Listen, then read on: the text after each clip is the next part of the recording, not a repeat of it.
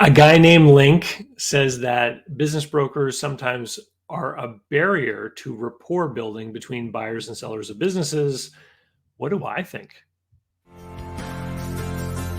I'm David C. Barnett, and you're tuned in to Small Business and Deal Making, the podcast, YouTube channel, and blog where I talk about buying, selling, financing, and managing small and medium-sized businesses while controlling risk.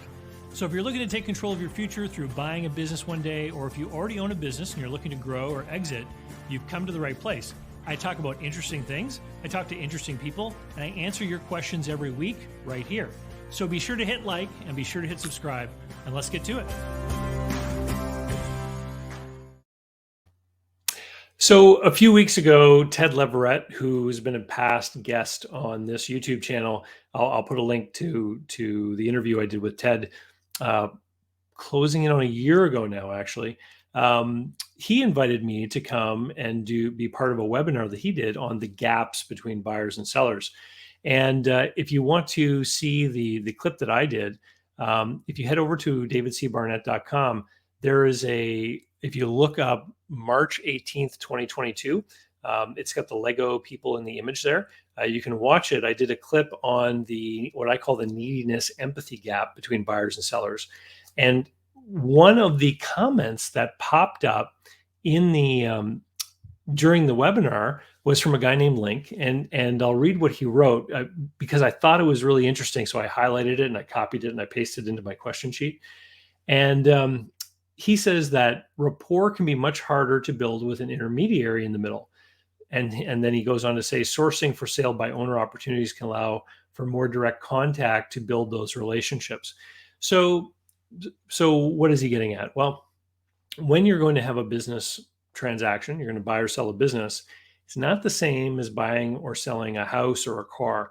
When you're talking about a tangible object, you're talking about an objective thing, and you can have it analyzed. You can have different people look at it, have a mechanic look at a used car for you. You can hire a home inspector to come and look at a house for you and tell you if there's a problem with the roof or something like that. When it comes to a business, there are just so many more things about that business that you often end up in a position where you have to kind of trust the seller on some of those things.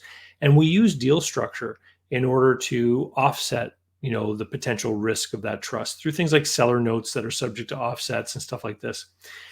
But this whole idea that an intermediary is going to prevent the buyer and seller from having a relationship, I've seen it many times, and it comes in particular from people who are looking at a model like the real estate model. In the world of real estate, agents try to keep the buyer and seller apart from each other because I think that they're afraid sometimes that the buyer and seller, if they talk with each other, are going to figure out a way to kind of screw the agent out of getting a commission. A profitectomy is a fun term that I've heard used before by brokers who talk about people who try to do deals around them. So the question is, do business brokers sometimes act in this way? Do they keep buyers and sellers apart so that relationship can't be formed?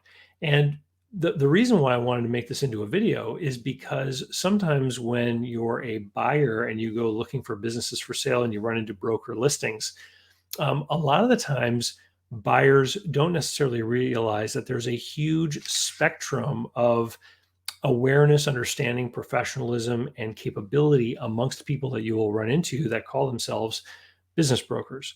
In fact, I like to use the term qualified business brokers when I talk about brokers that I think are good, because I run into so many more that I don't think are qualified, right?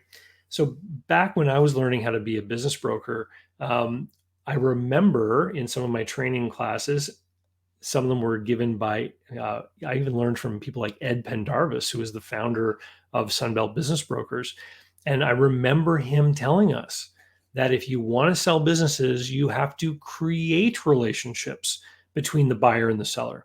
And a lot of my training as a business broker was around the facilitation of relationships between buyers and sellers and how to guide and direct those early interactions to make sure that the buyer and seller were going to be able to create a foundation of trust that they could then build upon in order to create a deal in which they both had to trust each other. The buyer had to trust that they were being given accurate information by the seller. The seller had to trust that this was the right candidate to buy the business so that it was safe to do some degree of seller financing. Now, not everyone went through that kind of training. Other people came into business brokerage from places like real estate, and they bring with them that attitude of, I've got to stand in the middle. I have to be the intermediary. I can't let these people get too close. So my advice, and we'll talk about the idea of direct sourcing here in a second, but my advice to everyone when you are buying a business and you meet a broker that is representing a business for sale is to actually spend some time building another relationship, which is a relationship between you and the broker. Ask questions. Say, hey, business brokers, that's kind of cool. How'd you get into that? Find out what the broker's story is. Find out how long they've been doing it. Find out what their success rate is. Find out about how many listings they have. Find out about the types of businesses they're selling. Probe them to get an idea of just what kind of individual you're dealing with so that you know how you may need to manage the situation, right? Because a broker who is starting to behave like they're being territorial and creating fences and creating barriers, if you start to give them little bits of insight and information about how you need to be able to get to know the seller and you need to be able to create a relationship and you need to be able to do anything to make an offer that is going to allow the broker to collect their commission, you can start to influence that process a little bit. Now, if there is no intermediary, two things. Number one, yeah, you're going to get to deal face-to-face with that seller. You're going to have full access, right? Number two, there can still be problems because good qualified business brokers, one of the big things they do is set the expectations of the sellers. So if a seller has a good qualified business broker who has let them know realistically what their business is worth, what the terms of sale are going to be, that can actually help facilitate the deal and help facilitate your ability to build rapport and to create that relationship. So it really comes down to what the mindset and the mind space of the seller is, what experience they have selling a business, what work they've done to do research. Have they been watching the David Barnett Small Business and Deal Making YouTube channel, for example, to learn about what selling a business is really like? These are some of the questions that you can ask when you're talking with one of those sellers to find out just, are they going to be in a realistic mind frame when you go and talk with them?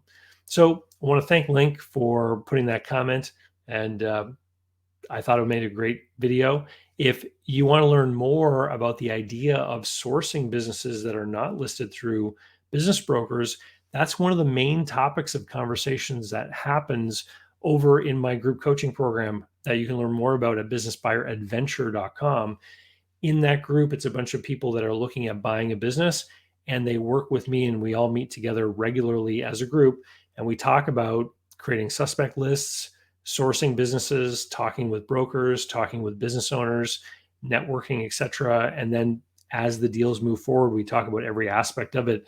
But if you want to grow your pipeline of non-brokered deals, you can certainly learn a lot more about it over at businessbuyeradventure.com and by joining that group.